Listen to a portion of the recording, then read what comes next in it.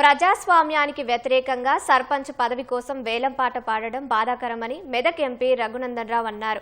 ప్రజాస్వామ్యాన్ని పరిరక్షించే ఓటు హక్కును కొడడం అంటే అభివృద్ధిని అడ్డుకున్నట్టేనని పేర్కొన్నారు. ప్రజలు ప్రలోభాలకు లొంగకుండా గ్రామం కోసం పాటుపడే వారిని సర్పంచ్లుగా ఎన్నుకోవాలని సూచించారు. బీజేపీ తరపున పోటీ చేస్తున్న అభ్యర్థులందరూ డబ్బులు పంచేవారు కాదని, గ్రామాభివృద్ధి కోసం పనిచేస్తారని అన్నారు. ప్రజలు ఓటు హక్కును వినియోగించుకొని ఉత్తమ అభ్యర్థినే సర్పంచ్గా ఎన్నుకోవాలని హితవు పలికారు.